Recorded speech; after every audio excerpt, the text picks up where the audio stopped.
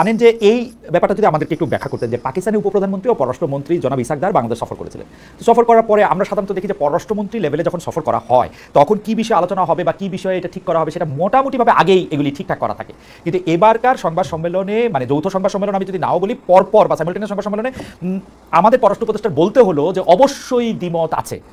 পাকিস্তানের পররাষ্ট্রমন্ত্রী বলে গেলেন যে এইসব বিষয় আগেই রিজাল্ভ করা হয়েছে, তিনটি বিষয়ের কথা বলা হয়েছে, টাকা পয়সার হিসাব, গণহত্যার জন্য ক্ষমা চাওয়া, বিহারিদের ফিরিয়ে নেওয়া, বলেন যে এগুলি আগে রিজাল্ভ হয়েছে, উনি বলেন যে না এগুলি হয় নাই।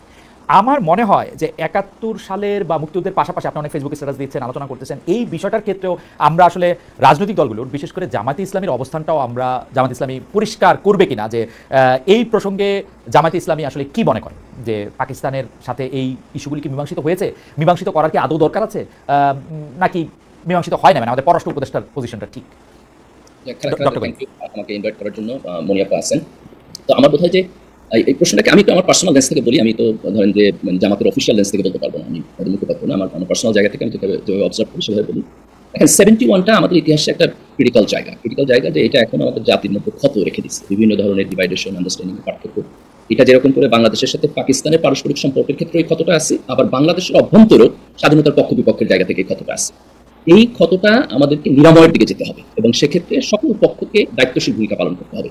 এখানে যেরকম করে জামাত ইসলামের দায়িত্ব আছে এটাকে রিকনসিলিয়েশন করার, ঠিক একইভাবে জামাতের বাইরে যারা আছে তাদেরও দায়িত্ব আছে এটাকে রিকনসিলিয়েশন করার। আমি মনিয়াপার আগের সূত্র ধরে যে ফজলুর রহমান সাহেবের যে বক্তব্য উনি বলছেন, দেখেন এখানে মুক্তিযুদ্ধের তিনটা পার্সপেক্টিভ আমি যেভাবে দেখি ওয়াইড স্পেকট্রামটা। একটা পার্সপেক্টিভ হলো যে আওয়ামী লীগ যেভাবে ব্যবহার করছে, তারা মুক্তিযুদ্ধের দলীয়ভাবে মনোপলি করছে এবং মুক্তিযুদ্ধের চেতনাকে সামনে রেখে একটা ফ্যাসিবাদ তারা করছে।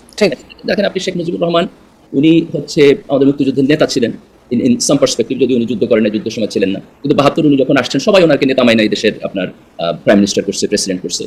তো সেই শেখ মুজিবকে ওনারা ফ্যাসিবাদের আইকন বানায় ফেলছেন। শেখ মুজিবুর রহমানের ছবিকে সামনে রেখা, মূর্তিকে সামনে রেখা, ভাস্কর্যকে সামনে রেখা ওনারা মুক্তিযুদ্ধে একটা ফ্যাসিবাদী প্রজেক্টে দাঁড় করেছে।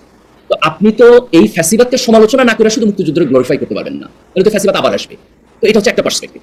আমি বলতে পারি ডক্টর গালিব, এটা পরিষ্কার করার জন্য আর কি, এটা মানে আপনি তো শিক্ষক মানুষ, এটা পরিষ্কার করার জন্য প্রথম কথা হচ্ছে আমার কিন্তু ধারণা ছিল ৭১ বাংলাদেশের একটা ক্রিটিক্যাল বিষয়, এই কথাটা নিয়ে আমার আপত্তি আছে। আপনি দ্বিতীয় কথা বলছেন যে এটা বাংলাদেশের জাতিকে ডিভাইড করছে, আমার কিন্তু ধারণা ছিল ৭১ বাংলাদেশকে একতাবদ্ধ করছে, আমরা সবাই একটা বাংলাদেশে একটা স্বাধীন দেশ পাইছি।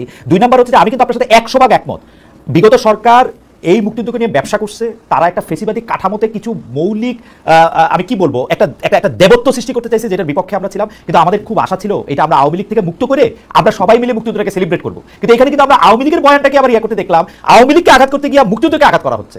আপনি যদি একটু পরিষ্কার করেন যে মানে আমরা তো মুক্তিযুদ্ধের জায়গায় তো আমরা একতাবদ্ধ থাকবো, আওয়ামী লীগের ব্যবসা করছে, আওয়ামী লীগের বাদ দিব, আমরা ব্যবসা করবো না, আমরা এটা ধারণ করবো, এটা ছিল আমার বোঝা। কিন্তু এখন তো আমি দেখতেছি যে না, মানে আওয়ামী লীগের যেটা আমি বিশ্বাস করতাম না যে ওরা না থাকলে মুক্তিযুদ্ধ থাকবে না, এই ব্যাপারটার দিকে নেওয়া যাইতেছে আর কি সবকিছু। দেখেন এখানে আপনি মুক্তিযুদ্ধকে আওয়ামী লীগ থেকে যে সেপারেট করবেন, এই সেপারেট করার কাজটা না কইরা আপনি যদি মুক্তিযুদ্ধকে গ্লোরিফাই করেন তাহলে কিন্তু সেটা আওয়ামী লীগের ফ্যাসিবাদকে আবার লেজিটিমাইজ করবে। এই জায়গায় আমাদেরকে খুব সতর্ক থাকতে হবে যে আপনি যদি ধরেন শেখ মুজিবুর রহমানের ব্যাপারে ক্রিটিক্যাল না থাকেন, আপনি যদি শেখ হাসিনার ব্যাপারে ক্রিটিক্যাল না থাকেন এবং আপনি মুক্তিযুদ্ধের ইতিহাসের মধ্য দিয়ে তাদেরকে আবার কাউট ফিগার বানান, তাহলে তো বাংলাদেশে আবার আওয়ামী লীগের ফ্যাসিবাদ চলে আসবে। এটা তো আমাদের করা যাবে না। আমি আপনার সাথে এগ্রি যে সেপারেশনটা করে আমাদের একটা মুক্তিযুদ্ধকে একটা গণমানুষের জায়গায়, একটা ঐক্যের জায়গায় যাইতে হবে। এখন এখানে আরেকটা এক্সট্রিম হতে পারে, যে এক্সট্রিমটা হলো যে আপনি মুক্তিযুদ্ধের লেজিটিমেসি কোশ্চেন করবেন, যেখানে আপনি বলবেন যে না, পাকিস্তান ভুল করে নাই, আমরা যে স্বাধীন হয়েছি এটা ঠিক হয় নাই, মুক্তিযুদ্ধ না করাই ভালো ছিল। এটাকে আপনি এক্সট্রিম একটা অপিনিয়ন বলতে পারেন, যেটা আপনি এখন বলতে চান যে কিছু কিছু জায়গায় আমরা এই ফেনোমেনাটা দেখি। কিন্তু আপনি যদি মেইন স্ট্রিম জায়গায়, আমি যদি জামাতের ব্যাপারে বলি, আপনি যদি জামাতের টপ লিডারশিপের সাথে আপনি কথা বলছেন, তাদের অফিসিয়াল স্টেটমেন্ট আসছে, এটা সত্য কথা যে তারা আনকন্ডিশনালি এখনো 71 এর ব্যাপারে বক্তব্য দেয় নাই, কিন্তু তারা এই এক্সট্রিম অপিনিয়নকে তো কোথাও এন্টারটেইন করে নাই। আপনি টপ লিডারশিপ তাদের ফর্মাল অফিসিয়াল পজিশনে যদি আপনি দেখেন তাহলে দেখবেন যে তারা কোথাও এটাকে এন্টারটেইন করে নাই। তো আমার বোধ হয় এই জন্য আমাদের যেটা কনক্লুসিভ জায়গায় যাইতে হবে সেটা হলো আপনি মুক্তিযুদ্ধকে আওয়ামী লীগের ফ্যাসিবাদ থেকে ডিকাপল করবেন এবং ডিকাপল করার পরে এটাকে গণমানুষের জায়গা থেকে ক্লেম করবেন এবং সেই জায়গায় একটা বিশাল ঐক্য তৈরি করবেন। আমি যেটা বলছি যে মুক্তিযুদ্ধ একটা ক্রিটিক্যাল জায়গা, তার কারণ হলো আমরা এই কাজটাকে করতে পারি নাই, না পারার কারণে এই অনৈক্য আমাদের দেশের মধ্যে রয়ে গেছে। আজকে আওয়ামী লীগের মতো একটা পার্টিকে নিষিদ্ধ হইতে হয়েছে, ফ্যাসিস্ট হইয়া এই পরিণতির দিকে সে আগায় গেছে এবং তার পরতে মুক্তিযুদ্ধের ছাপ আছে। তো এটা তো আপনি এত সহজ এটাকে মানে